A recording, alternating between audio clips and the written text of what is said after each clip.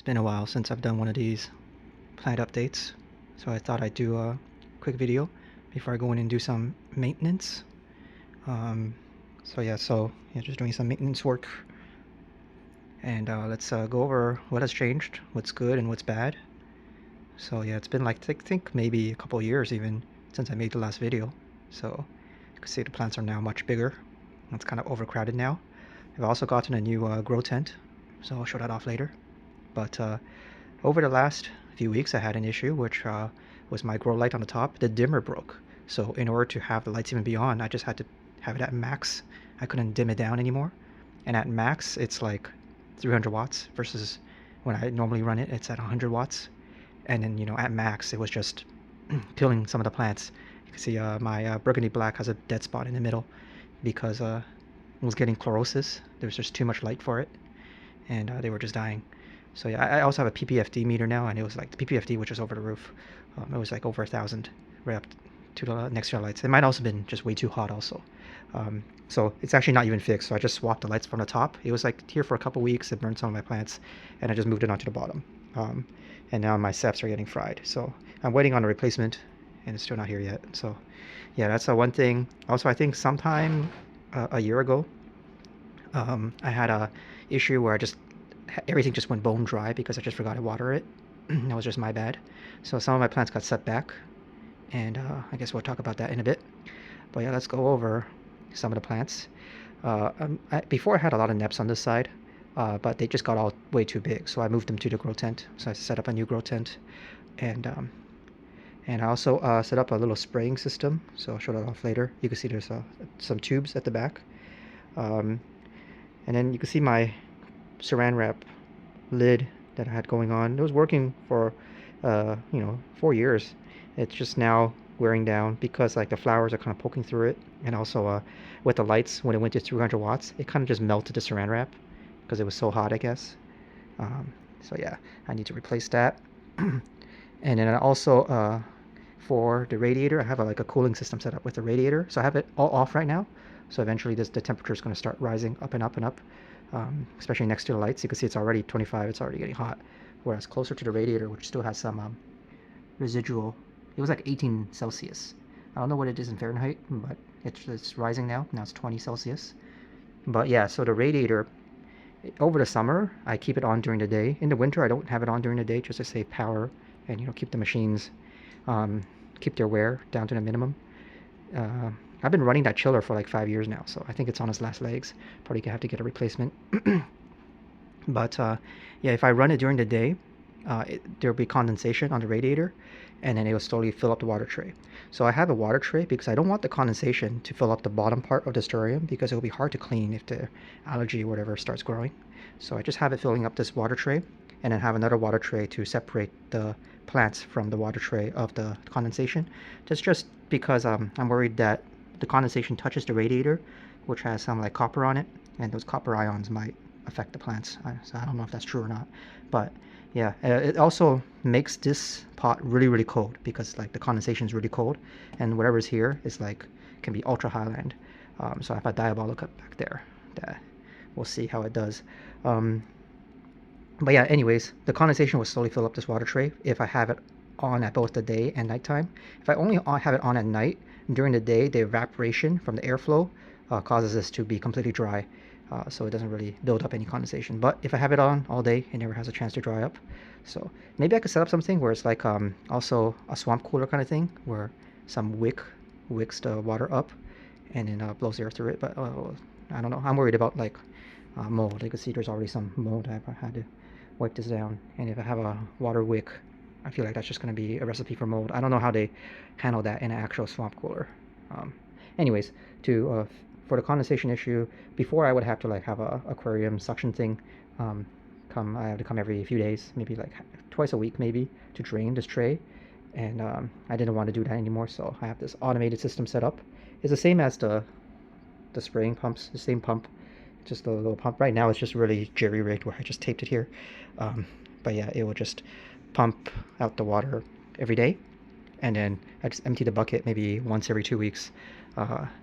So yeah, that's been doing good so far. I know I need to set up a better system, but it's one of those things where it's like, if it's working, I'll say I'll fix it and just never fix it. Just like how I have like some material, some hard board, particle board, not particle board, but some board I was going to cut to cover the top instead of having to saran wrap, but it's still sitting there for like 2 years because it's just working and I just didn't want to mess with it.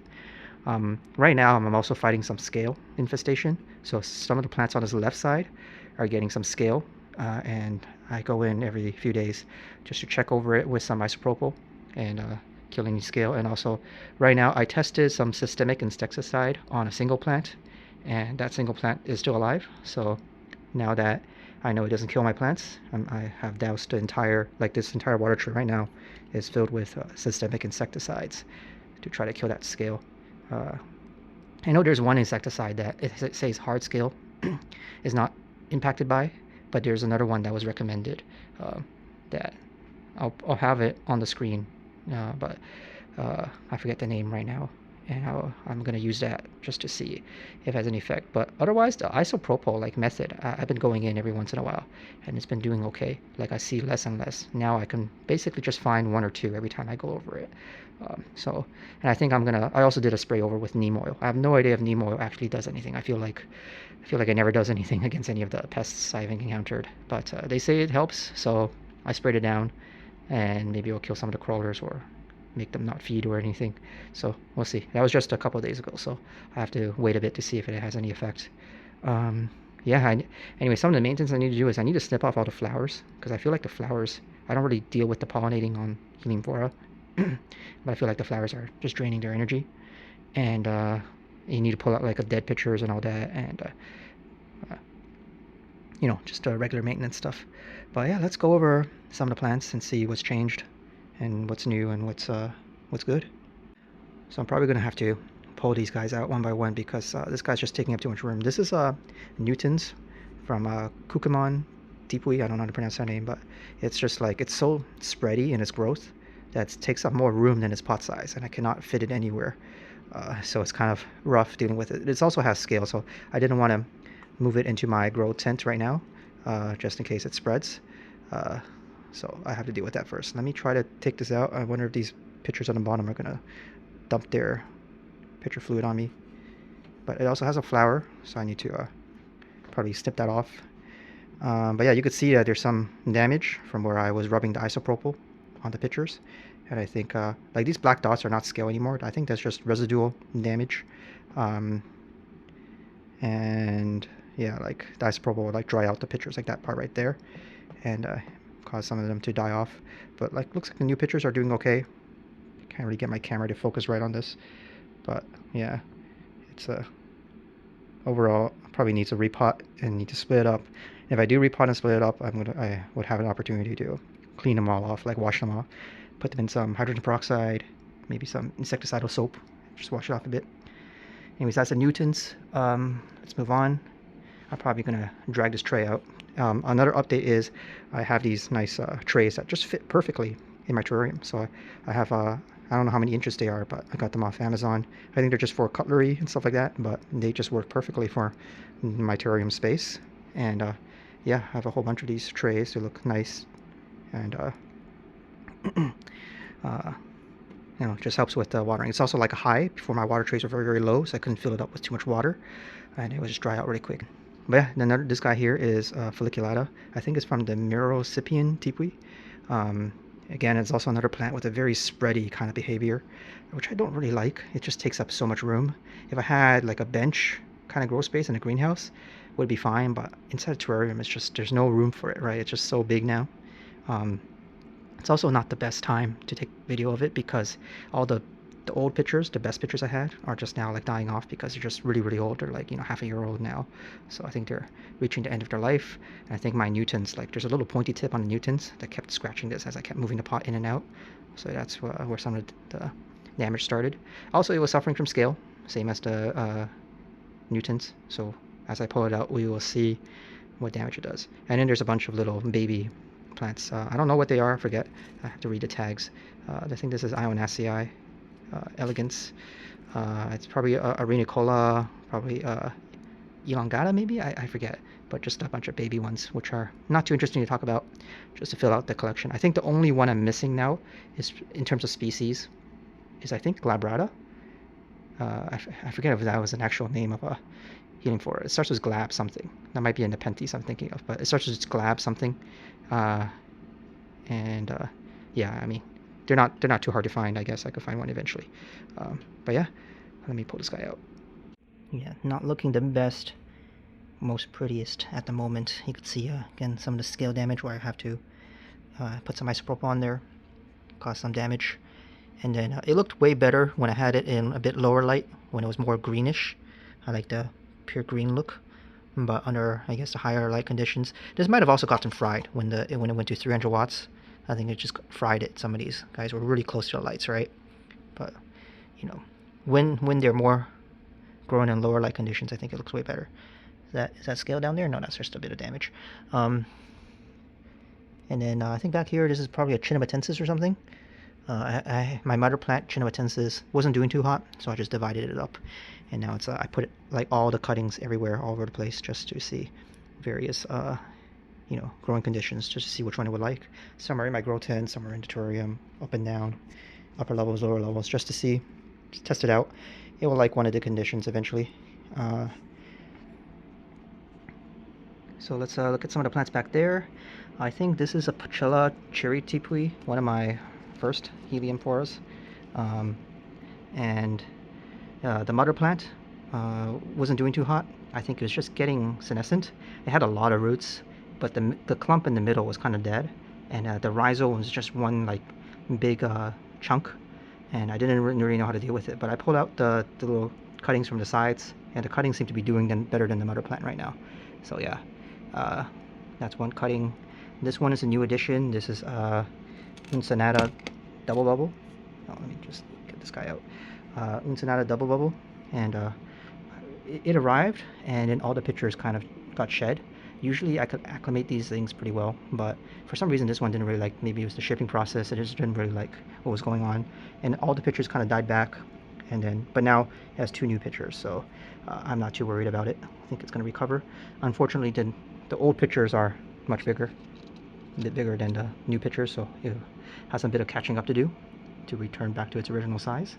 But it's still alive, and eventually I have a bunch of Uncinatas everywhere, so we'll compare it, double bubble versus non-double bubble, to see how it goes. There's another folliculata back there, also being attacked by scale. You can see the damage to where I put the isopropyl. I mean, seems like I'm winning the battle so far. I don't see any more scale when I inspect it every few days. But yeah, and again, it's, that spreading behavior. It's like hitting the glass, pictures are getting bent, just getting way too big. This one's from a different location. I forget the actual location. I need to look at the tag, but I'll put it up on the video in case. Eventually I want to do like a video showcasing each of my plants, and in that video I will be comparing, plants from different locations. I feel like, though, most of the time they're just all the same.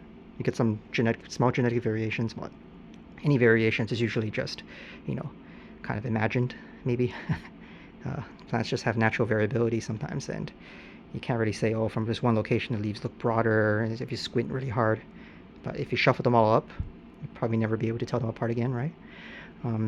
Back there, I think beside the folliculata, at the very, very back, you can't really see it, is the Sarracenoides. I think I have the AW6 clone. So all my Sarracenoides are just divisions off of that. So you can see I have so many. They're all like flowering size now. I have even more in my grow tent. So you can see my mother plant was pretty big to get all these cuttings out. Seems like it's a very easy plant, right in the middle where it's, I think, the hottest underneath the grow lights, and they do fine, I guess.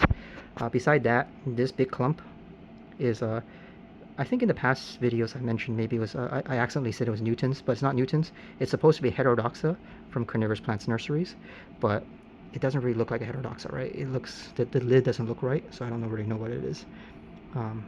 It's probably some hybrid or something. Make these little tree-like structures, and it gets really, really dark. Look at how dark this picture is, right? But it was bigger before. The pictures were like double the size actually. But because of that dry spell I mentioned, it died back, lost most of its pictures, and now it's bouncing back finally. Up front here is another Pachella, I think, and this one is from Terrarium Tipui. And this one came red, and I think Pochellas should be like very red, but it just became green on this side of the terrarium. I have other Pochellas, and they're very, very red on that side. And my terrarium gets a bit hotter on this side, and it's more cold on this side. I think it's because all these plants are just overgrown now, and it's blocking the airflow from my radiators. So this side is slowly getting hotter and hotter because the cold air just can't reach this side anymore. So one thing is I just got a new fan, and I'm gonna have the fan blow underneath where the plants are not growing, and there's like a channel, and then I'll have it blow air down there to try to transport some of the cold air from one side to the other. It'll make the radiator more efficient because it's not sucking in its own cold air anymore. And yeah, it'll be nice to have. It's just I think like fans, when they blow through a radiator, these are just PC fans, the radiator really slows down the airflow. It constricts the airflow, right? It doesn't have enough static pressure to push it through. And just a regular fan by itself without a radiator attached to it, just to circulate the air around a bit, would help. It doesn't help that I have a whole bunch of these gaps in my saran wrap now that I'm losing the cold air to at night. So maybe it's the temperature that's causing it to be green on this side, and on the colder side it's able to be red. So yeah, I don't know. It's also had suffered some fungus, but it seems like the new pictures don't have it anymore. I sprayed it down with some fungicide. I'm not sure if it was because of the lighting or if it's because of some infection. Remember, I had the 300-watt thing where it burned everything down. This is a minor, and it's not doing too hot. So this is the mother plant, and then this is the clump in the middle, right? In the middle, it starts getting old over the years, and it's just like a bunch of dead pictures. And I took cuttings out of all the stuff on the sides, and those are doing much better in my grow tent and all that. All my cuttings seem to be doing fine. And then the mother plant is slowly recovering, I think, from the dead rhizome clump in the middle. It's starting to bounce back, but it's not looking as hot, right? So it's gonna take a while before it looks good again. It's like it looked like this, right? Where this is caused. I mean, it's a bit from senescence. It's a bit from the light causing all the clump in the middle to get chlorosis and die off. Maybe it was just too hot, it's too much light. But this is the burgundy black H minor, and yeah, it's kind of like this, where all the edge bits are nice. You could cut them off, make cuttings, but the clump in the middle, there's a big rhizome clump underneath that, but it's just a bunch of dead pictures with no growth points, right? And the new growth points are kind of choked out by the dead pictures. They just can't squeeze out anymore. So I need to repot that and get that checked up on. Back there behind H minor, some random plants. I think there's probably some small pots of small plants back there that I forget about. I think I see Chinabitensis, or what is this? Ciliata. There's a ciliata back there. It needs a repot, and I think there's more dead pictures than living pictures now in that pot, and it really needs a repot. Beside that, I think it's a parva. So yeah, it also needs a repot. I haven't really even touched or looked back there for maybe a whole year, so I don't know what's going on back there. And I think in the pots in between, there's probably some small plants I forget about. I think there's a Macrodonalde back there. Anyways, the Sarracenoides are blocking the Macrodonalde, but I feel like you could kind of see between, let me see if we could look at between the gaps, you could see the Macrodonalde veins back there. So there seems to be a very nice mature Macrodonalde picture. I'll try to pull that out in a bit once I finish talking about the side. But yes, lots of Sarracenoides divisions, and they're flowering. I need to cut off the flowers and stuff. Down here we have this, what is this, Tatii? This Tatii was not doing too hot for me. It has just basically done nothing for a whole year, and I think it's because of this flower. This flower has lasted a long time. It's like over a year old. It's very fleshy. This is like, it doesn't feel like a petal at all. It feels just like a fleshy material. It's very big, and I think it put all its energy into the single flower when it was a smaller plant, and then the next few pictures became all wonky, and then it just stopped doing anything for a while. Now the new pictures are coming back up, so I think it's bouncing back. I probably should have cut off the flower, but it was just so weird looking that I just left it on there, and it just never dies. So yeah, I don't know. This is a heterodoxa. I forget if this one was a black cherry or if my black cherry is back there somewhere. We'll talk about later, but if it's not the black cherry one, it's just a heterodoxa. Too bad I didn't film this video a bit earlier, because a bit earlier this picture was really nice looking, but now it's like getting old. It's shedding it. It's one of the older pictures now. But yeah, otherwise it looks really nice. I don't really know what a true heterodoxa's lid is supposed to look like. This one looks like a heterodoxa, but I need someone to tell me what the actual morphology of the typical heterodoxa type should look like. Also Newtons. People say the Newtons in cultivation are some sort of hybrid. It depends on if there's hairs on inside a picture or not. I see a few pictures on my Newtons, like juvenile pictures, where there's no hair. So like, for example, this one's kind of glabrous. Does that mean this thing is hybrid? I mean, all the other pictures have a nice coating of hair inside. And under the right light, it will look golden, I think. It's hard to pick up on camera. Right now it looks all silvery, but to the human eye, at a certain light angle, it'll look all golden looking. So I don't know how to identify the Newtons. Just say you can see it from the picture lid, but I don't know how. I need an actual picture of a true Newtons to identify it versus the hybrids. I like a comparison side by side. I need the hybrids and the Newtons side by side. And then behind that, I have a few Brocchineas, the bromeliad carnivorous plants, supposedly carnivorous. This one's hasn't been doing too hot. I don't even think it has a new leaf since I've gotten it for several months now.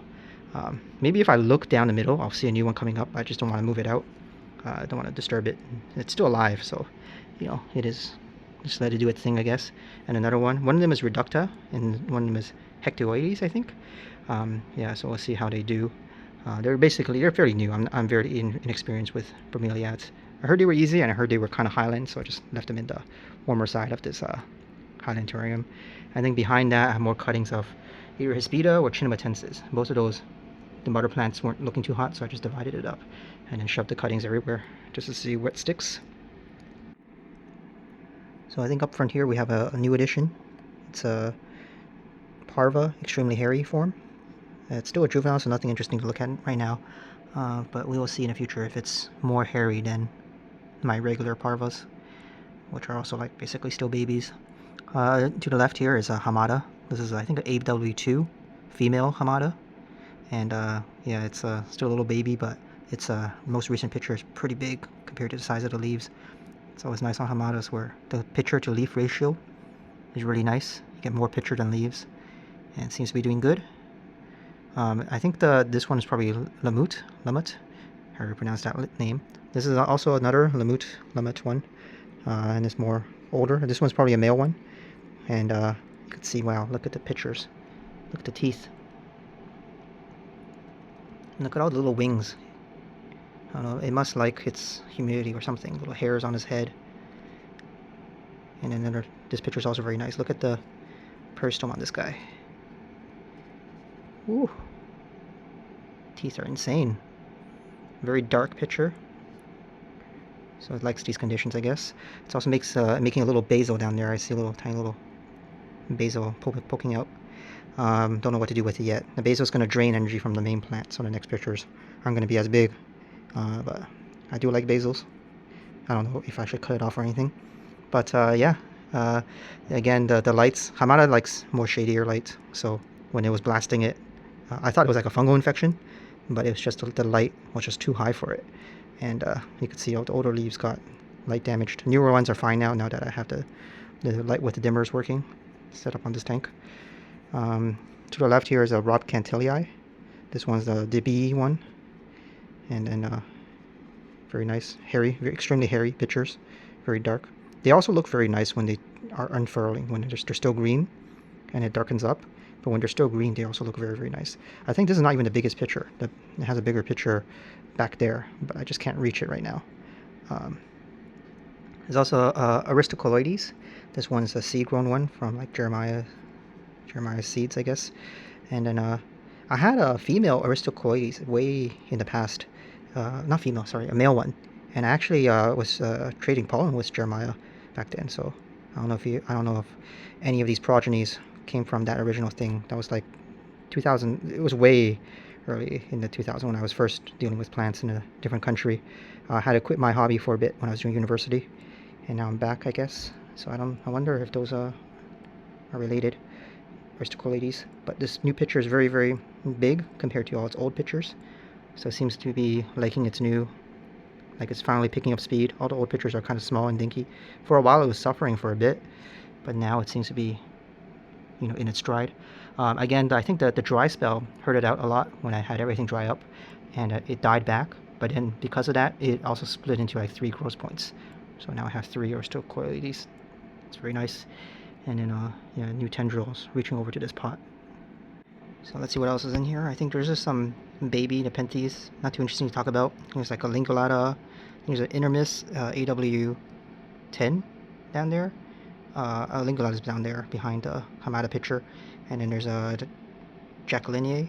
My Jacquelinies have not been doing too hot. I lost one plant, so this is a new Jacquelinie, and it's still not doing too hot. If I get the focus right in there, yeah, it's looking kind of dead looking. Yeah, I don't know what's up with my growing conditions versus Jacquelinie. Maybe it needs to be moved to the colder side. But I had a Jamban in here, and it was doing fine. And it actually vined, and it grew way too big, and it's now in my grow tent. But yeah, Jacquelinies, I can't really do anything with them right now. And I think, yeah, the Intermis AW11, I have a AW10 also, and that's vining, and that's in my grow tent. But right now it's, because it's really hot in the summer, I don't think the AW10 in here likes it, so it's not really picturing. It had a few pictures, but it just dropped them right now. I think it's making a new one finally. There's also a few Pitopitangii, so I have two, one behind here, this guy. That's a regular Pitopitangii, and then this one is an ivory colored form. They arrived basically the same size, but this one started vining. I don't know why. I guess it's just doing what it does. While the other one hasn't really vined, hasn't really grown too much. You can see the other one, the pictures are still kind of juvenile. It still doesn't really have the wine glass shape. Right, it just looks like a normal Nepenthes picture. Whereas this ivory colored form one, it has these nice little wine glass styled pictures. So it's getting up there. We'll see in the future when they both have pictures if you can compare the ivory colored versus non-ivory colored. Also has another picture back there on the Pitopitangii. And then there's this guy's Undulatiafolia. I cannot pronounce his name, I don't remember the name, but it has a bunch of round tuppy pictures. You can see there's a little one buried in moss. I think there's another one, it's like a little sarlacc pit in the moss there. I don't think I pulled that one out, but this one maybe I can get out to see. See how round they are. Really like their egg-shaped look. They also have these like nice wavy leaves. So you can see this new leaf is starting to, has a nice leaf jump, and it's starting to be very wavy. It also looks very fuzzy, the new tendrils. Another picture inflating down there. Back there is a Rob Cantelii seed-grown one. That one has not been doing as hot, but I don't know if it's weaker genetics or if it's just because it's in a bad spot. You can see most of its leaves are shaded down there. So yeah. And then very, very far in the back, I have a Tampu CC Hamada. I know it looks like it's still doing good. There's a little picture back there, hiding down there. And I think the plant is completely hidden by moss, so I need to dig it back out, just so that it doesn't die on me. I mean, it's picturing, oh, there's another picture down there. Kind of see it in there. But yeah, at the limits of this thing's zoom, it's going to be all shaky if I zoom in any further. Yeah, I think that's everything in this tray. And then let me pull out the Macrodon all day and take a look at it. So I went into the back and dug around a bit for the Macrodon all day. It's arguably one of the most beautiful heliumphora. That's veining, nice red veins, and it's got these little like ring of teeth hairs, look like teeth that just line the outer edge, pointing in. And then yeah, it's a very nice looking plant. So yeah, this guy was doing pretty good. You could see one of its older pictures, the orange one, was all nice and big. And then I decided to repot it and cut it up, make some divisions, and it did not like that at all. All new pictures came out like all wonky, but it seems like the offshoots are now picking up the slack. I could probably divide this into 3 again. There's like 3 growth points, so I might do that later. But yeah, let me put this guy back. And then I also forgot to talk about this guy back here. This is a Mantalinga Genensis or something like that. The name is really long. Mantalinga Genensis, yeah. And then it's too bad the other picture, which is bigger, has died because it's gotten old. Hasn't really done too well, but now it seems to be recovering into my conditions. It like died back basically to nothing. But let me try to get this little guy out. You can see a little tubby little picture down there with a nice striping.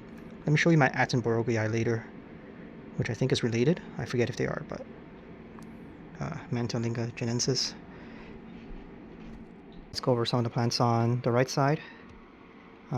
These, I guess some of these are getting way big now. So it's like a whole forest of pictures. This guy here is a Uncinata giant. So you can see it's pretty big. But I have a regular Uncinata, and I had it in the past. It's in my past videos also. Past one of the first Heelys I get, one of those. But it's way smaller. Not because it's not a giant one, but because of that dry spell, it caused everything to die back, and it's reverted to its like juvenile form. And yeah, so now I need to wait before it comes back. I also divided it up multiple times, so that's just a division off the mother plant. I think all the other divisions are in my grow tent right now. I just have one in this terrarium. But yeah, this is the giant one, really big, really nice looking. I guess we'll compare that with the double bubble and the non-giant versions once they get a bit bigger. I also have a few from some locations, various unnamed species from locations. One of them is Aquapan and one of them is Angosema, but I forget which one's which. I'll have to pull out the tags, which are buried in there. I don't want to deal with that right now, but I'll have it on the video name. But they both, I guess, somewhat related to Heterodoxa, but kind of different. So I can see, compared to Heterodoxa, like the Heterodoxa, the lid shape is way different. Either Aquapan or Angosema, I forget which one is this one. And then the other one is this one, which has these kind of like spade-shaped lids. It's also pretty big. And then these big ones over here, I think those are Nebline, the one with the glabrous stripe.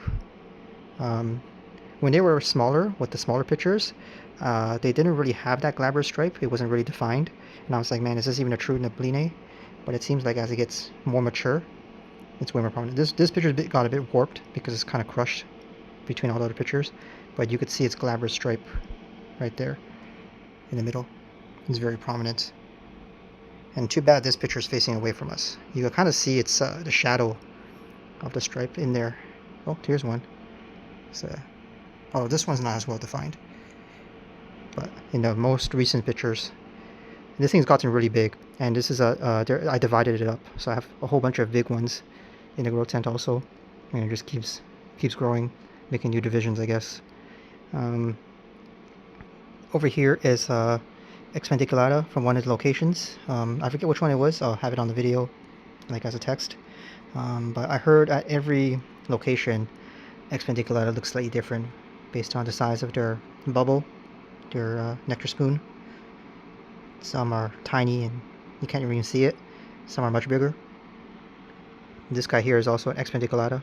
This green clump is the Ewok one, so it's much smaller and very hairy. So you can see got the little tufts of hair all over it. Extremely hairy.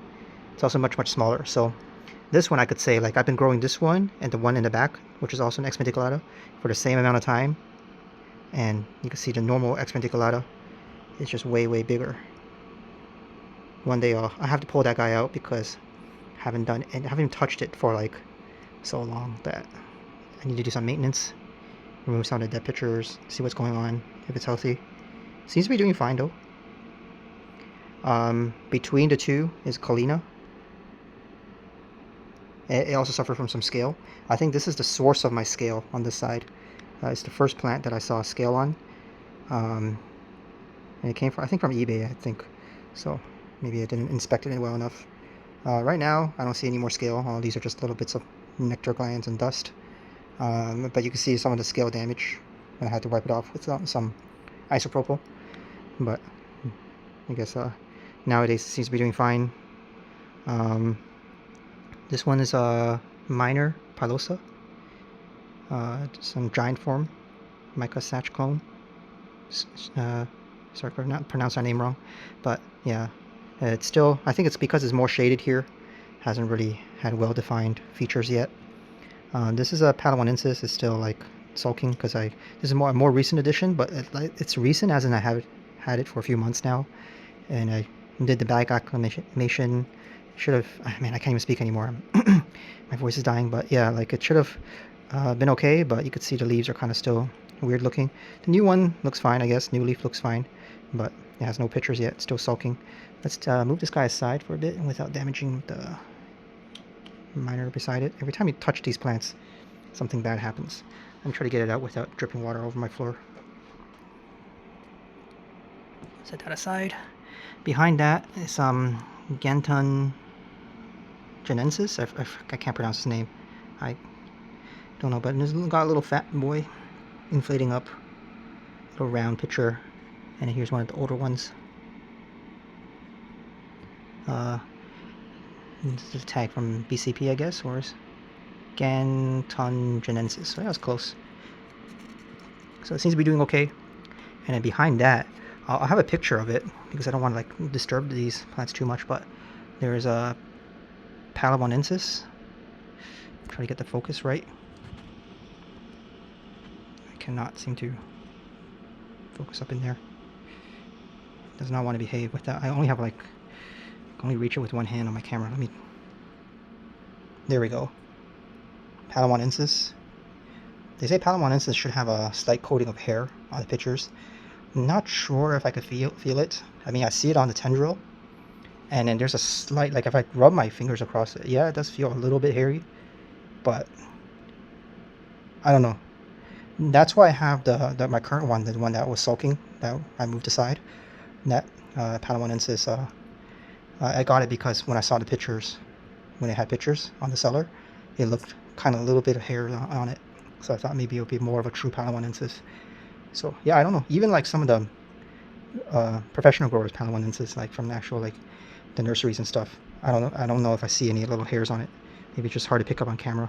But I do feel a little bit of fuzz. So I don't really know when the official description of Palawonensis, it says it has little hairs on it, how big those hairs are, right? I'm not a botanist, so some of these things are kind of foreign to me.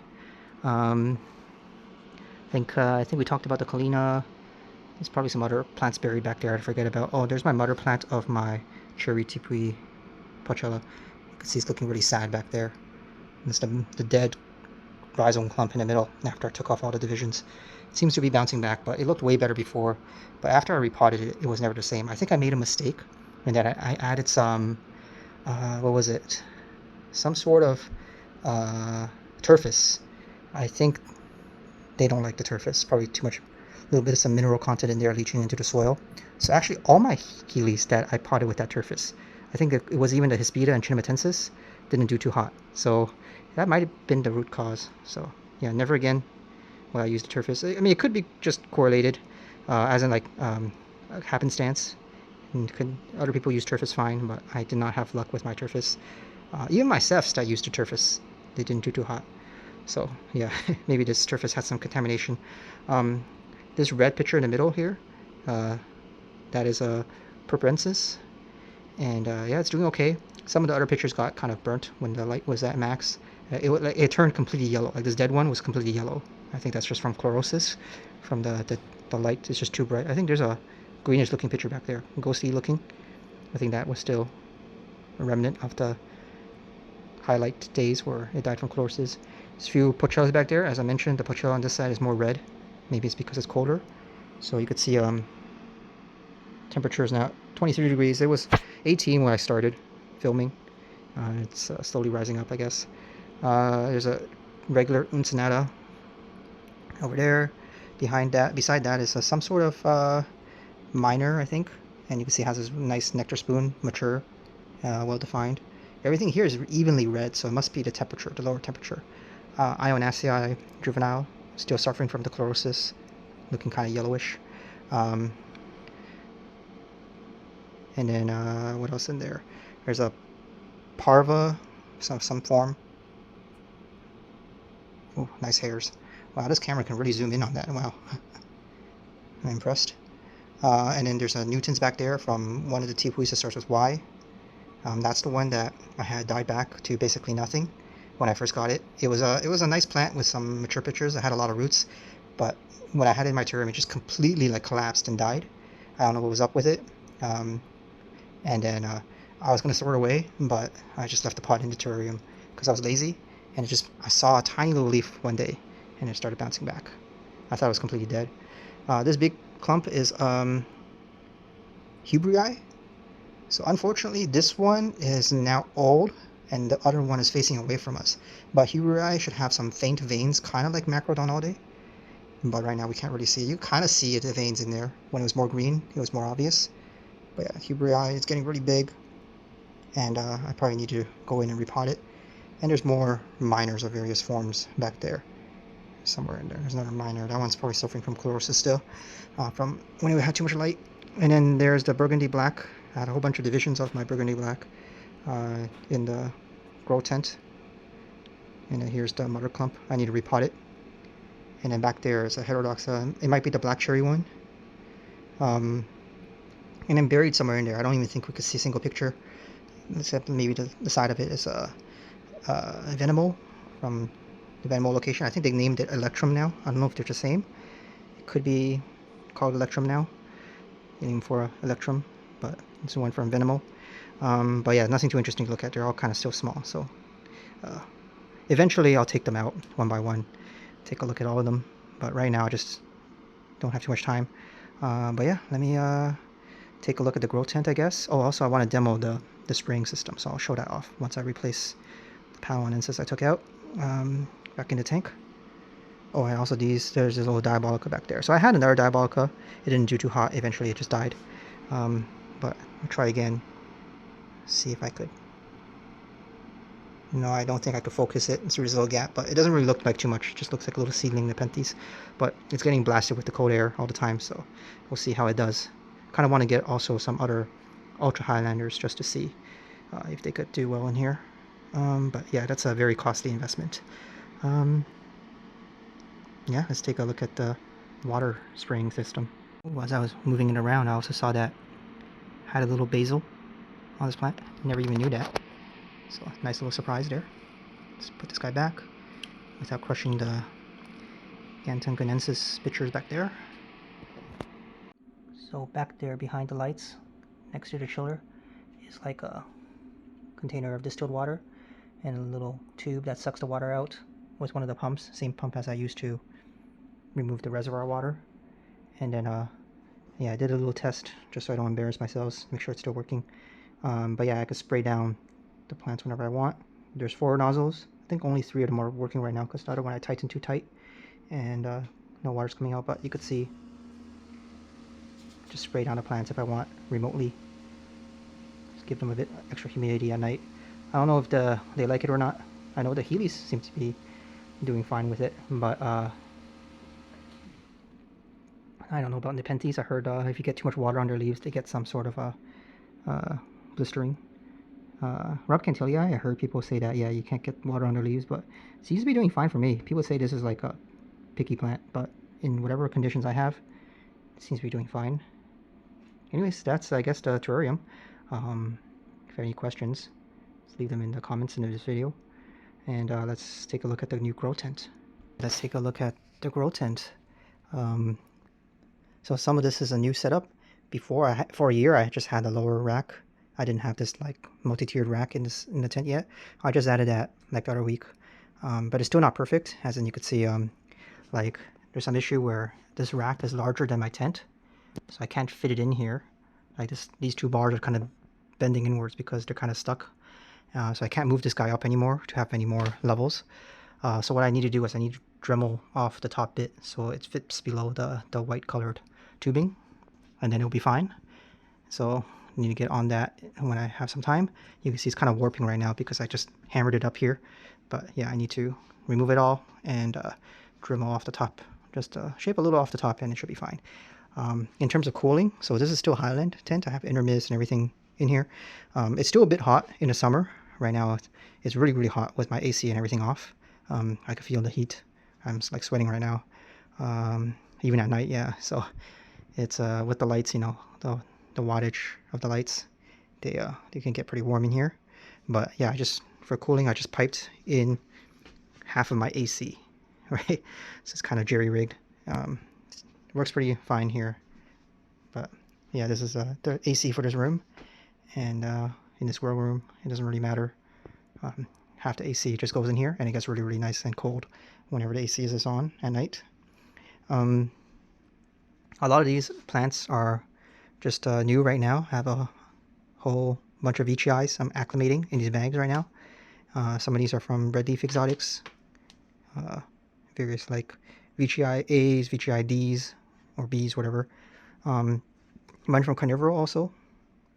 This H minor is my test H minor. You can see this was a cutting, and the cutting is doing better than my mother plant. But this one had the scale infestation, so I was just testing various treatment methods to see if it would kill it. I dosed it with everything, like every single pesticide you can think of, just to see, not to see if it could kill the pests. Well, I kind of was interested in that too, but just to see if it will kill the plant, right? And you could see it does have some damage where I put the isopropyl. It gets these like little back spots, but I did fungicides, pesticides, whatever. The dead pictures are from when I was doing the division. Those are old pictures from when I was dividing it up. But yeah, so it seems to be still alive after all the pesticides. So that's why I dosed my entire terrarium with my pesticide solution, systemic pesticide. And then yeah, more bags of various VGIs. I really won't show them off too much because one, it's like I don't know, I'm not superstitious or anything, but it feels like counting your eggs before they hatch, right? These new plants can just die if you don't acclimate them right, and who knows if they will even live in for the next video. This is also a newcomer. This is Alba, Ventricosa alba, and then here are some new VGIs. These are just some Sept seeds I was sowing. They're from my Septs in the bottom of my terrarium, like in the bottom level. But I didn't show them off in this video because right now I'm a bit embarrassed about my Septs because, again, the lights kind of fried them. They were looking nice, and then now they're not looking nice anymore. But I think 2 years ago they flowered, and then I collected the seeds, and then these seeds I just left because I completely did not have time to sell or trade or give away the seeds or do anything with them, even sold them myself. So I just recently got around to it. We'll see if they're still alive after being sitting out in the open for a year. This one I'm trying to rescue. It's I don't know if I don't think this one got fried by the lights. It just died back. I think it was just too moist for it. So there's a Wiener Giant Sept. So put it in here with the other Septs that seem to be doing okay. Various crosses. I don't know which one this was. This one was Hummer's Giant. For some reason, my Hummer's Giants, all of them, no matter what source I get it from, even the ones from like very, really reputable growers, they never look like Hummer's Giants. I think maybe it's a lighting thing or a temperature thing or maybe a soil acidity thing. But you know, the Hummer Giant's supposed to have a large, what are they called, ala or wings in the front, a thick wing, thick peristome. Mine never display any of those features. They just all look like normal Septs. So maybe I have to restrict the amount of light I give it. If it starts going red, it might be too much light. I normally don't do hybrid Nepenthes or hybrids of anything. I say that now, but I see 3 hybrids right here. But yeah, I'm not too interested in hybrids. This one was just given to me for free. This one is Naga cross Lowii, Lowii cross Naga.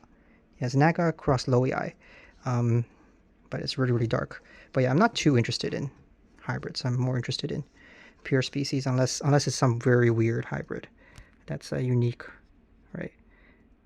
So very, very dark on this one.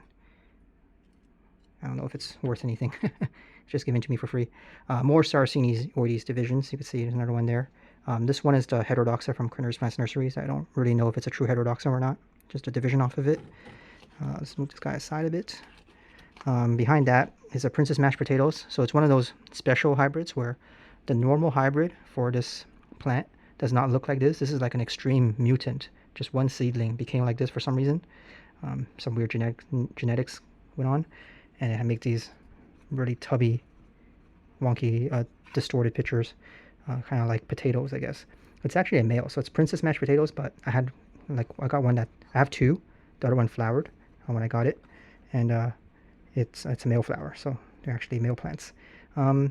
Yeah, this one is a small little baby still. Yeah, I do like its potato tubby shape.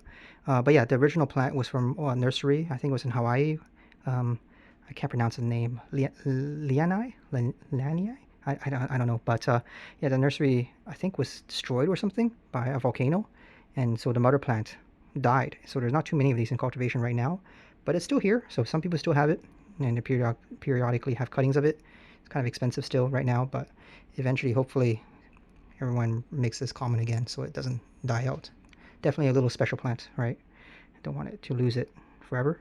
And then more seedlings of various Septs, Chinamatensis, I think it's Chinamatensis, Pachella, maybe this one's Pachella probably, the cherry tippy one, a whole bunch of cuttings of it, Septs, Sept seedlings maybe. So nothing too interesting to talk about. Back there, This one's a candy dream. So yeah, it's a insanely expensive purchase for me. Probably my most expensive plant that I have. Now, I did recently get into some other, like just looking into some other plants. Started with some monsteras, the variegated varieties. And in terms of like carnivorous plants versus like cacti or monstera, um, I never really went outside the carnivorous plant space, right? So I don't really know. But in terms of like monstera, man, they can get insanely expensive in like Thailand. Those show plants, like I heard they sell for like $20,000. Here's another uh, hybrid. I think this is a moon palm. I saw it on Carnivoro, and I like the funny shape it had. It looked like a little palm tree. But I think any nep that you kind of let vine and just prune the bottom parts kind of look like a palm tree. But it was in the Highland section next to my like Berbigiae and stuff like that. So it wasn't doing too hot in Highland conditions. It's more of a lowland plant. So now I moved it up here and it's starting to make these pictures. It's very papery though. I probably need to remove this humidity dome. It's probably hurting it more than helping because it's gotten so weak and papery. And then more Nepenthes cuttings. This is my old Nepenthes Balu Bali or Batu Bali. I don't know what the actual tag name is. I have to look it up again. Not anything special, no striping, kind of just bronze shaped pictures, not squat or anything. It's very hairy though. Here's one. The top got kind of crushed on this one, so it's kind of bent inwards. But yeah, nothing too special looking. But this one's flowering as a male, and it smells very musky. It depends on the time of day. Right now it's not too bad. Sometimes of the day it just unleashes its smell, and then it's very kind of like a heavy chlorine smell. I feel like it feels very chemically and musky, and it's kind of like a swimming pool. But you can see it's very underpotted. I don't think I've ever repotted it since I ever got it in the first place, and you can see it really needs a repot. But when I saw the flower, I was like, oh, I don't want to repot it now because I might abort the flower from shock. So I'll let it do its thing, and then I'll repot it afterwards. But you could see the flower, all the energy is putting into the flower is causing the leaves to be smaller, and the new pictures are much smaller. This picture is tiny compared to its old pictures. Its old pictures like way big, right, compared to the new pictures. Yeah, so it's draining its energy. So yeah, but I'm gonna store the pollen just to see what I could do with it. I think that's most of the stuff on the top level. Just a bunch of new baby plants. We'll acclimate those and talk about those in a future video, I guess. Oh man, it's getting really hot. But let's continue on. So these are usually underneath humidity domes, which I want to remove eventually. I want to kind of harden them off to not need the humidity dome. But yeah, a whole bunch of little seedlings and new plants in here. So I guess we'll start in this corner here. Just some Septs. I think this is an Agnes Sept clone. So we'll see if that's any different than a typical one. A bunch of Veitchii cuttings and babies. A whole bunch over here. But for example, this one's a Carnivorous. I think it's K cross burial squat. So nothing too interesting to look at. Just babies now. More of that AW6 Sarcini Woodies clone cuttings. See a whole bunch of them. They're all like kind of flowering. I've just way too many now. This one is a Chinamatensis, so another division off the mother plant. Again, I'm spreading them everywhere just to see where it likes its conditions best. It just seems like all the divisions were growing fine. It probably was the turfus that caused the mother plant to kind of suffer. Yeah, I don't really usually want to show off the seedling plants because they're just kind of boring to look at. But here's one where like you really have to be insane to buy one of these, right? Because look how small it is. Like this was shipped to me in the summer. I just wanted to buy one. This is a Veitchii Orange Cross Candy Dreams, and they are insanely expensive for this tiny little seedling of a plant. And I don't really like making videos of it because it could just die like tomorrow, right? So like some fungus gnat just eats it in one bite. And yeah, it could just be gone.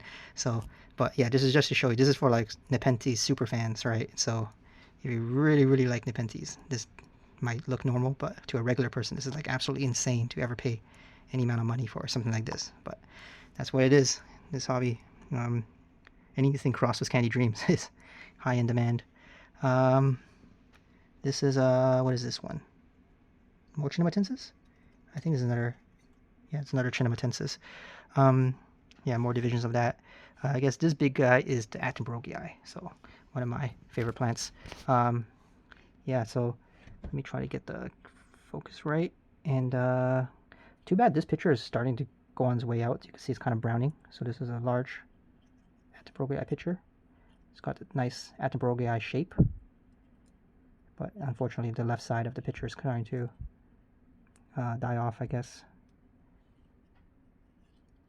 It's just full of picture fluid. All right. Here's a newer one, newer Attenborough picture. Very nice looking. And I have one that has like no speckles on the inside, so mine's kind of speckless. And I heard, yeah, they're very, very variable, but most of them have speckles, but a few rare ones do have no speckles. I eventually want to get a speckled one, but I also like this no speckled one, so I would keep both. So this one's from like some seed grown batch, so they're all kind of variable. Another smaller picture, older picture back there. Yeah, I should have filmed this a bit earlier because all of these pictures were nicer looking a while ago. More VGI seedlings.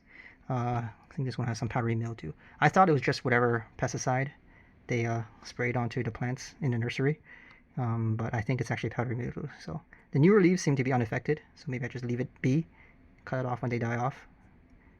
But yeah. Oops, I touched something here. With a zoom, I don't know if I messed up some setting, but yeah, there is a big Uncinata clump of juveniles. Some more. This one's a German giant, bubble giant. These are just cuttings off of my big Septs. Back there is was it OG black? So I originally got one of those when I first started, but so everything arrived fine. The German giants, whatever, all the plants arrived fine, except for the OG black. It just like instantly died. Over like 2 days, it just collapsed and died. So I don't know what was up with it. So I decided to try again. So this is kind of newish. I got it a few months ago. So my original OG black did not live more than a week. Some burgundy black cuttings. Burgundy black, it's more red than black. The name kind of betrays its actual color. I think this is another burgundy black larger cutting. And then more Ewoks, just little Ewok cuttings. I don't know what that is. It might be a minor. But yeah, nothing too interesting to look at. They're just babies and cuttings. More babies and cuttings on this side. So more VGIs, some random Ventricosa or Mikei plants in there. This VGI has some nice striping. It's quite large. And I think the most recent picture here kind of got some nice little shape to it. Very hairy, kind of red. This older picture is less red, but I think this is the oldest one. This is the next one, more red, more striping, larger peristome. And then what the tag for this one is 207, car 207. And it's like dominating the space, so it's getting really, really big, really fast. I have another one, so whatever plant this one came from is pretty nice looking. Some stripes, kind of red. And this one will be 001, car 001. This one is a car 253. Unfortunately, I have one with like no stripes, but it could get stripes in the future. They're very variable, and you really need to wait several years before you see their true features. And then a few other various cars. I think I have every single car VGI cross clone now, so we will see. I think this guy is probably Uncinata. Maybe this was my mother plant's clump. I think, yeah, this was the mother plant. I'm doing okay in here. And then let's see what else is in here. This one is I got this from eBay, Surrey-Ganensis, but I don't really know if it's a true Surrey-Ganensis. I would want one, a true one, but they're pretty rare, I guess, and I don't really know if someone on eBay would have it. And I think they're a pretty reputable grower, but it might just been mistagged. So Surrey-Ganensis. What else do we have? Some more M1 cross M2 from Red Leaf. These don't seem like they have too much striping on them at the moment. Another baby. Oh, this one is a baby. No, wait, it's a baby Ganton Genensis. So I had one in the terrarium that was larger, and we saw it inflating some pictures. But this one was also pretty big. This one's from Flore, but when it arrived, it kind of just melted away, and I thought it was dead. But it grew back a tiny little sprout from the roots. So I'm just re-nurturing it. These are some Leonardois. So a nice round picture. Unfortunately, this one's starting to get old. I could see it, like little bits are starting to die. But very nice and round, full of picture fluid. There's a newer picture over here. Unfortunately, I think this one got caught off in some leaf, so it has a little dent in it. But you can see the little teeth on the lid structure there. Nice and round shaped. I really like these round shaped pictures. So either it has to be wine glass shaped or very, very round and squat. I like those. Oh, and here's another older one. I didn't see this guy over here. This one's starting to get old though. That's probably the first one, second one, third one, in terms of in the set of 3. I have 2 Leonardoi. So this is one Leonardoi. I forget where this one was from, but I'll put it in the video in text. But here's another one from Flore, and this one is not doing too hot. First of all, the leaf shape is different. It's like more long, right? This one's more fat and spade shaped.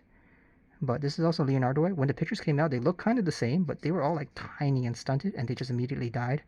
So even the new pictures, you can see this dead, right? It's not really picturing. So I don't really know why it doesn't really like its growing conditions. Maybe it's just weaker genetically. You just like something different. Maybe colder, maybe whatever temperatures are not nice for it. So yeah, the only difference right now is just that it's in a taller pot. So like, I don't really know if that's gonna affect it dying or not. But yeah. I think there's a Palamonensis back there, same as the one in the terrarium, so nothing special to look at. More uncinata cuttings, tiny, I think Vicia A or D, or I forget which one it was, from Red Leaf. And yeah, various cuttings. Anyways, just a bunch of baby plants. We'll have to wait a few more years before we see any progress on them. Yeah, I do like the Attenborougii. I want another speckled one. I do like the Leonardoi. I want a few more of those Palawan Nepenthes with the very round pictures.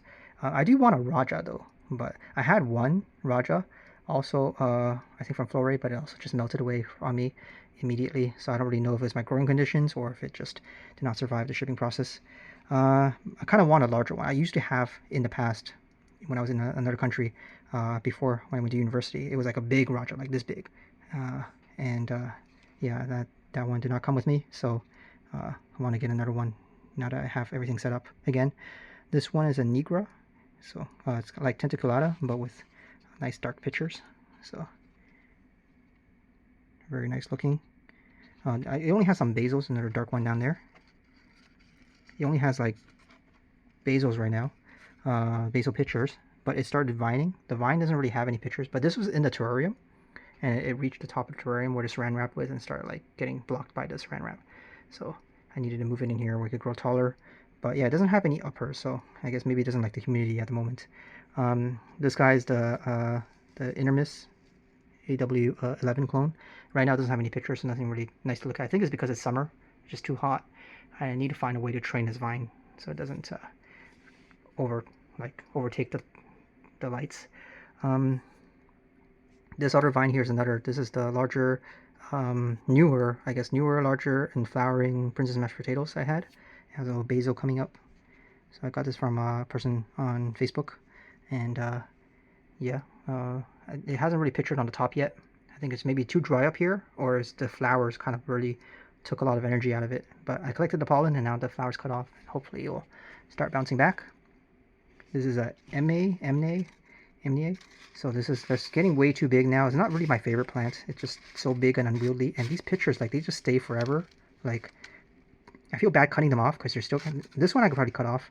But usually, like, they're just dead halfway. And the bottom part's still green. So they could be used for fertilizing. But it's just like... It's so big and unwieldy and a bunch of dead pictures. Doesn't really look that nice, right? So, I don't know. I don't really like this one that much. More vines. This one is a Tenui. So the Tenui was in my terrarium, and it was doing really nice. It had a big vine, but it was just getting way too big. Moving it in here, though, I lost a lot of pictures. I think the change in conditions didn't like. But here's a Tenui picture. So I have some pictures. I'll try to put pictures of the Intermis, Tenui, whatever. Oh no, it's spilling its fluid. Whatever. And then behind that is the Jamban. So this Jamban, it's unfortunate because it was so nice and had like these nice uppers, and the vine was getting really big, but the vine touched the lights on my terrarium, so it's vining in my terrarium, and I just didn't have enough time to move it out, and at the top of the vine died and just continued dying. So the whole vine died, and now it's a bunch of basils, which is nice. Now I have a whole bunch of plants, but you know, I'm missing the uppers. But I'll have a few pictures. Eventually it will recover. I mean, it would just take another year, I guess, so not too bad. Behind that is a Chiana from Singapore Botanical Gardens clone, I guess. I don't know what's up with that. But yeah, the main vine died. It had some infection of some pests, and the pests disappeared. They just died, I guess. They couldn't suck the energy from the plant. But then it didn't really like what was going on, and then it just aborted the main stem, and it just started a new basil on the bottom. So I don't know what's up with that. So I don't have any good pictures to show you right now on Chiana. Over here is Ventricosa porcelain. This one's the non-lawn woods garden one. It just looks like a normal Ventricosa. It doesn't really look any porcelainly. Maybe the lighting conditions need to be better. I mean, occasionally it makes one that's kind of whitish, but yeah, you got to really squint. I don't know. It just looks like a normal Ventricosa. The porcelain one, unfortunately, right now, the nicest picture has aged and died, but you could see how white it was. It looked so nice. I have a picture of it, and it feels very woody. So this picture, it just feels nice. It's very stiff. Yeah, and I think it's maybe the temperature. It needs to be a bit colder. It is inflating a new one though, but I think maybe because of the warmer temperature. Maybe when it gets a bit colder in the winter, these guys will have more porcelain-like features. I heard porcelain just mixes pictures and flushes though, so right now I need to wait for the next flush of pictures when it likes. You could see it was so white. It looks so nice. So this one was the true Longwoods Gardens clone, and then this one was just a mimic from a different grower. That's not the true one. They say it looks just as nice, but you know, you can see it for yourself that the Longwoods one does look a bit nicer. All the big tangle of vines, most of it comes from a dubia. This is from seed grown from some Jeremiah seeds. But I don't really know if it's a true dubia or if there was some introgression with some other plant. But right now it doesn't have any nice pictures. I think most of these pictures are dying off. Again, it's like summer is really hot, so I think maybe they don't really like the conditions. But yeah, I never seen the lid reflex 170 degrees. It's always like this, so I don't really know if it's a true dubia. It did flower, and it was female, but the flowers are small and dinky. They were like 12 flowers per flower stalk, so it was really, really tiny. Like one had 10 flowers, one had 12 flowers. So I don't know. It's like, it doesn't really picture too much. It could be the growing conditions, but I don't know. Maybe it's just weak genetically. The flowers do not look really strong. Maybe that's just how dubia flowers are. I don't really know, but it does seem to be inflating a few pictures. So there's one there. Maybe this one will inflate. Intermiss is also maybe going to start a picture up here. We will see. Let's move over here. More Nebline cuttings. So again, I said that these were getting really big, and I made a whole bunch of cuttings. So very nice looking. You can see the glabrous stripe in there. So as it gets more and more mature, so these are not like the true size yet. You can even get even bigger, but as it gets more mature, the glabrous stripe looks really nice. This is peltata. I mean, I kind of want one of those really, really round clones for Japan that they had, but right now, man, a few weeks ago these pictures were nice looking, but they were all like elongated, so they weren't like squat shaped. They say that it takes a long time for the peltata to mature to have any squat kind of shape, but who knows if it's genetics or if it's age. So yeah, nice red plant, kind of hairy on the bottom, but I kind of want one of the Japanese round ones. This is a Diatus, so interesting picture with the peristome. I heard Diatus is pretty Highland, so it seems to be doing okay in here. For a few years it didn't do too hot, it was just dying. But now it's still getting infected by something, but it seems like it's kind of recovered. And it's picturing now, so maybe it's fine. Sibunensis has not been doing too hot though. Sibunensis has regressed into this tiny little thing. It's still alive, but yeah, I think it needs to be colder in here. And then I don't know what these are anymore. One of them is probably a densiflora, but I don't want to reach my hand in there anymore. I don't know. I don't think I see any nice pictures anyways. Barcelona still doing its thing. One of the vines died. I think it's getting some infection. I had to spray it down, but the new leaves seem fine. It's just, I guess it's too hot in here. And then in the summer it kind of suffers a bit. In the winter they pick up again. All the pictures inflate again. Right now it doesn't really have any pictures. So yeah, so you know, despite being a Highland plant, Burbidgiae seems to be pretty easy. Look, it has a nice large picture. It's getting really, really big. It's going to be like the Emne soon, where it's just too big for my terrarium. But nice white, cream colored pictures. Wow, look at that. Looks amazing. So very nice plant. There's a Ramispina down there, some seed grown one from someone. Man, my voice is dying. But Ramispina, nice green insides, cream colored green insides with long dark outer picture. So yeah. And then back there where I can't reach anymore because I'm like on my knees right now, it's like hurting my knees. I think there's a Zacchariana beside the Perpetuae. There's another, I don't know what that is anymore. I can't even remember. Palawanensis? No, that's not Palawanensis. I don't really know. But it doesn't seem like it has any. No, it is a Palawanensis. It's a, supposedly it's a, see if I can reach in there. Whoa. I am in like the most awkward. Okay, so this one's a Palawanensis. It's another one with supposedly it's a striped one from BCP. They have a whole bunch of clones, I guess, from seed.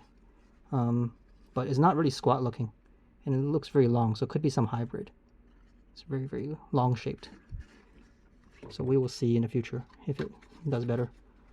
But yeah, I want a squat shaped one. I don't want these long shaped ones. I don't know. It's just a personal preference. Maybe. Look at all the nectar on the lid. It's rubbing everywhere. Hope that doesn't cause some mold. This one is more tubby, so it could just be variable depending on the picture.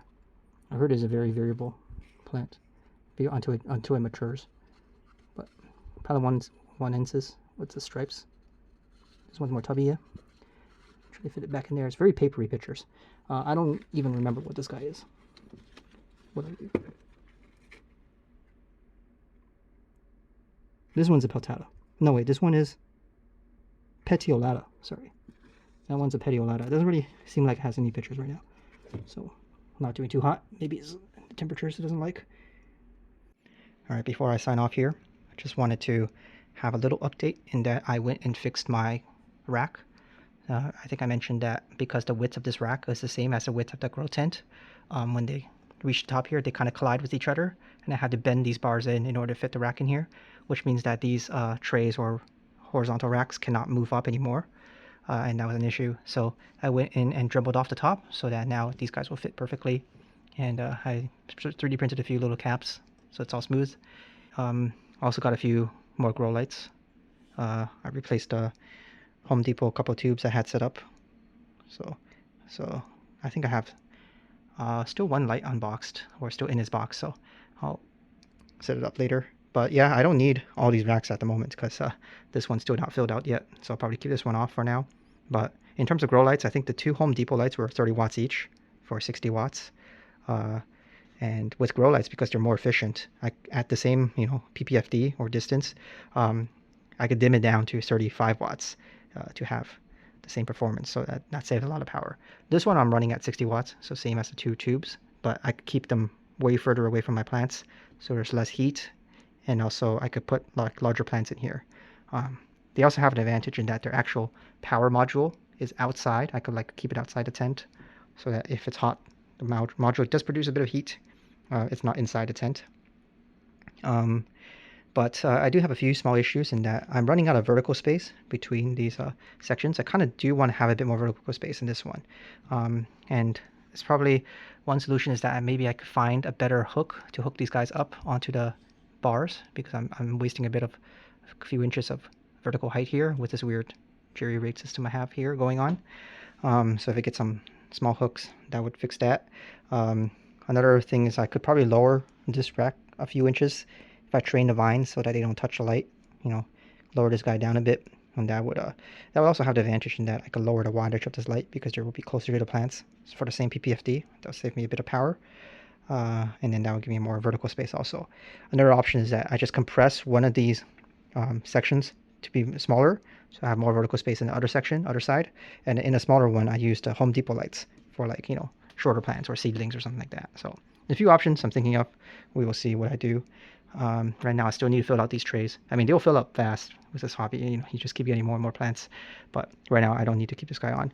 I do also want to start a lowland setup. I'm not too interested in lowland neps, but I do kind of want to start to get into some non-converse plants like ant plants. I heard they require lowland conditions. And it did take me a few days to set up this tent, so a few small changes in that. Like I think these guys are blooming more.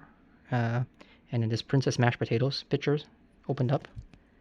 You could see it's all nice and tubby and round. Really like this. I like this new picture. The older picture was kind of crushed beside under the pot, so it came out a bit wonky. But this one's this pot is very underpotted. It's very top heavy. Yeah, and not too much other. This is Candy Dreams. This is kind of an aged picture older pictures, so it's a bit more yellowish. A bunch of acclimating VGIs from like a bunch of nurseries, like Red Leaf Exotics. I need to open up these bags a bit more so they acclimate faster. From like Red Leaf Exotic, Carnivorous, and a bunch of Facebook Etsy growers. So yeah, speaking of Etsy, I guess I do have an Etsy account now, so I haven't really been using any sort of social media too much. I used to use a lot of online forums for Carnivorous Plants, the hobby. I haven't really been into posting on Reddit or anything like that, or Instagram, but I saw a lot of growers are on Instagram now, so I decided to sign up. My Instagram handle or username, whatever they call it, is called Carnivern. So I put it on the screen there if you want to say hi. Feel free. But I don't really know what the culture is or what the protocol is. Like, am I supposed to follow people back when they follow me? I have no idea. So I don't. I'm really new to the Instagram. But yeah, so I'm on there. Carnivern is a throwback to an old game I used to play called Earth, and there was like a race of plants that were called carnivorous, and they eat insects, and then they could eventually evolve into sentience. It was a silly game, but yeah, that's a very very old game. This Capensis is kind of dying, so for some reason I can't really grow Capensis. I have a suspicion though that is maybe there's turfus in this soil media, so I'm gonna give it a repot. Try to give it see if there's anything wrong with the soil there. What else? Not too much else to update in terms of the plants because it's only been a few days since I last made a video. Oh wait, this is weird. New leaf or flower stalk. I don't know what this is. It's like the world's saddest flower stalk. I can't really get the focus on it right. I don't know what that is. Maybe it's like an aborted flower stalk. That was on the Nigra. And then the Intermiss is trying to make a picture. Porcelain and all that stuff are still inflating their pictures, so I haven't really opened it up yet. So nothing to show there. Dubia is trying to make a picture back there. So not too much of a change inside the tent over the last few days. I did get into some non-carnivorous plants over the last few years. Uh, the vast majority of what I grow is carnivorous, so I don't really have any experience in any sort of like regular plants, but I did try to get into some cacti by get into it. Like, I know expert cacti growers have like thousands and hundreds of plants and trays, kind of like how I have a bunch of neps here, but they have like way more, like a whole backyard full of cacti, whereas I just have like 5. So when I say I'm getting into new plants, it's just like a small few. I saw some astrophytums that I wanted to try. It's like a different world in terms of growing plants. I never really was experienced in, like, how you have to water them carefully, use a grittier mix and all that stuff I didn't really think about with carnivorous plants because I just fill the water tray and I just leave them be, or I just pot them with a handful of sphagnum and some perlite. Never really cared about the actual inorganic organic mixture kind of thing. Also got into a few caudex plants. I think that was mostly over the pandemic.